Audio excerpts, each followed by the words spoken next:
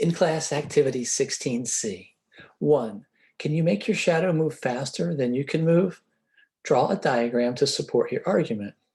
Well, if your shadow is really long and you run away from the light source, then your shadow is going to be moving faster than you are moving. So to draw a quick sketch of what's going on, suppose we have, let me start by, there's the ground. And suppose we have some kind of light source. Maybe there's a lamp here or something. Okay. And then we have you, okay, the person. And if you think about the shadow, all right, so here's the light source. There we go. And there's your head. And then the shadow.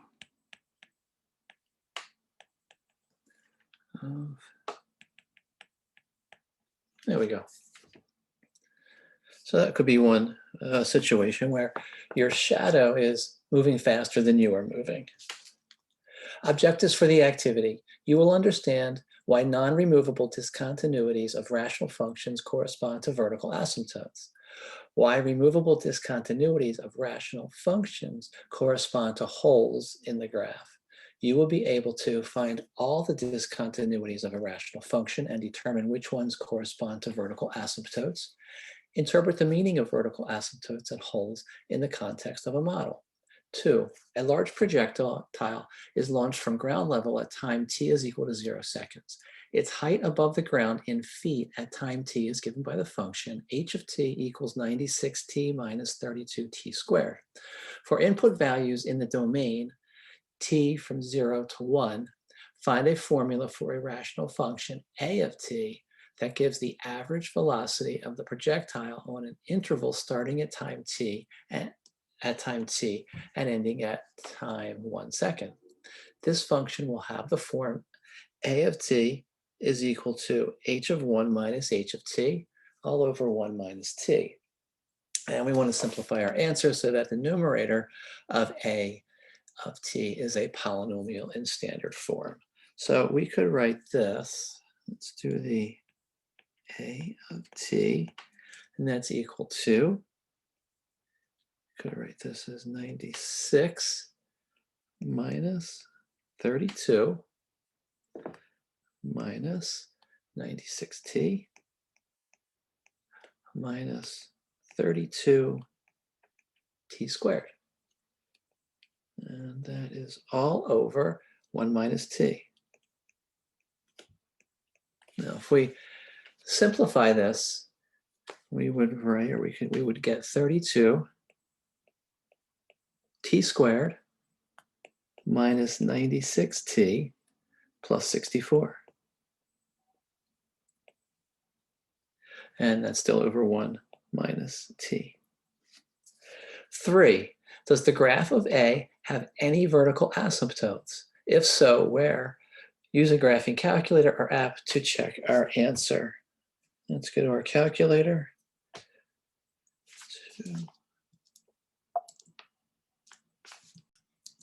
Okay, there we go.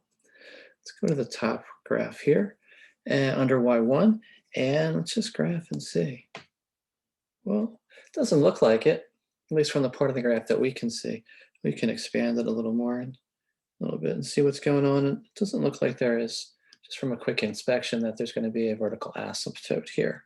So part 3, does the graph of A have any vertical asymptotes? If so, where?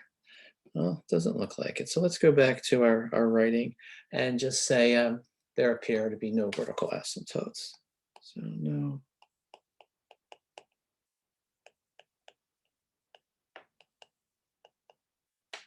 All right, part 4. Let me just scroll up here. Use your formula for A of t to complete the following table. As t gets closer to 1, how do the values of A of t change? Approximately how fast is the projectile moving at time t is equal to 1? All right, to the calculator. I have my Y1 line here set up, and I'm just going to go to the table and see what happens. I entered in this information, the 0.9, the 0.99, and so forth. That's the table asked us to do. And we get the values 35.2, 32.32, 32.032, and then 32.0032. I'm going to go back and just copy this into our chart. So 35.2, 32.32, and then 32.032, and then 32.0032. And the values, as we get closer and closer to time t is equal to 1, they seem to be getting closer and closer to 32. So we could make a guess here, conjecture, and say that at time t is equal to 1, the projectile will be moving at approximately 32 feet per second. Part 5. Now suppose there's a very bright light on top of a 64-foot tall pole, located 100 feet from the point where the projectile was launched. And they have a little picture drawn here for us. And under the diagram, it says, let d of t be the distance from the launch point of the projectile to the shadow of the projectile. Some geometry that will be covered in the later course. Using some geometry that will be covered in a later course, one can show that we have this function here, d of t is equal to 100 times 3t minus t squared, all over t squared minus 3t plus 2. It says, give the equations of all vertical asymptotes of the graph of d. Use a graphing calculator or app to check your answer. Okay, let's see. Okay, let's go back to our calculator. And let me just show you. On the y equals screen, under y2, that right y2 line, I entered that function d of t.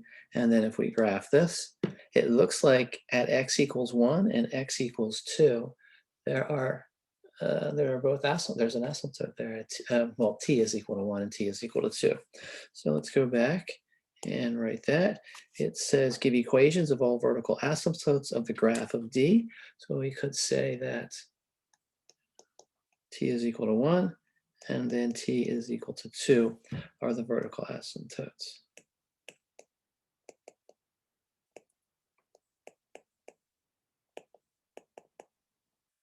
All right, so why don't we continue? Next number is 6.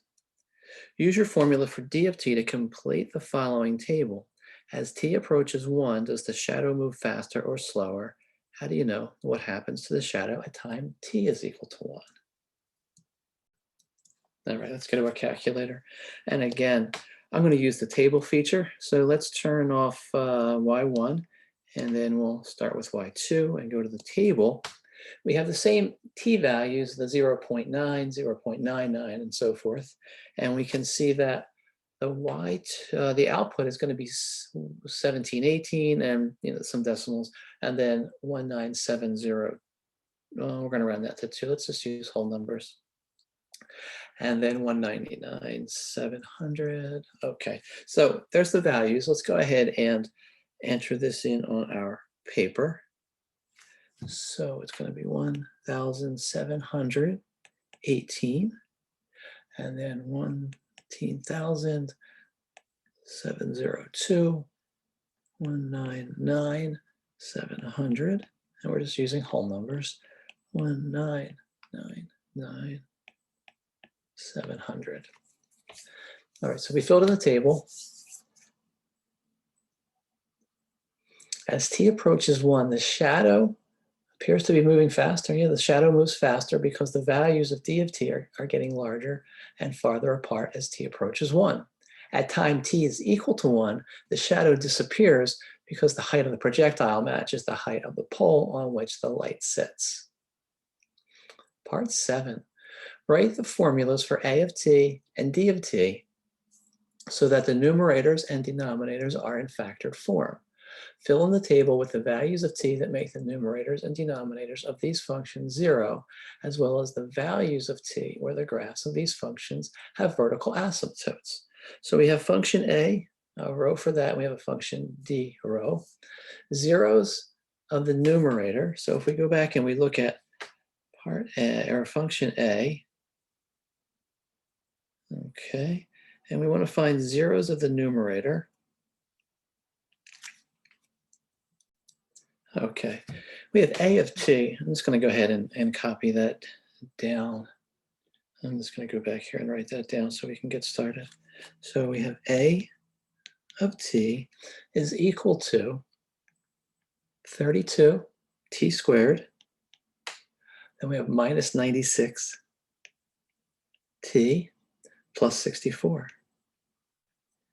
And that is all over 1 minus t. If we concentrate on the numerator, there's a 32 common to each of these terms. So we could factor that 32, the common 32, out.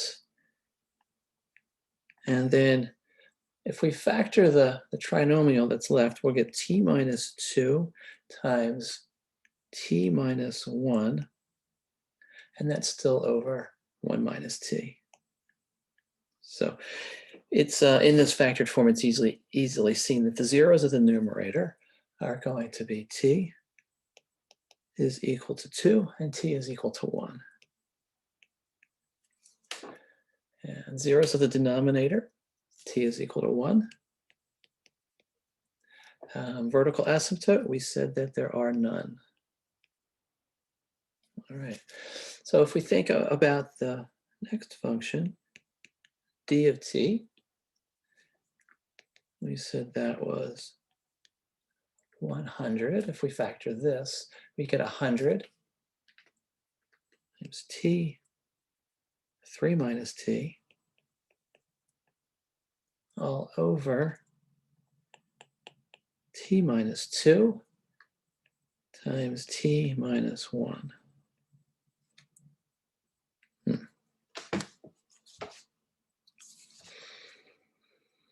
Zeros of the numerator, it looks like it's going to be 0 is a 0 and 3. Zeros of the denominator, 2 and 1. Vertical asymptotes, the equations would be t is equal to 2 and t is equal to 1. Part 8. Use the table to make a conjecture. If the denominator of a rational function r of t is 0 when t is equal to a, does the graph of the function r have a vertical asymptote at t is equal to a? Explain. Well, not always. Let's put that here, not always.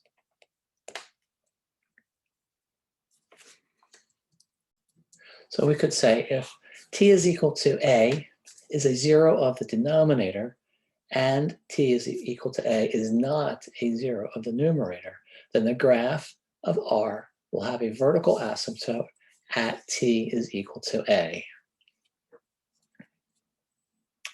And that is the end of this video.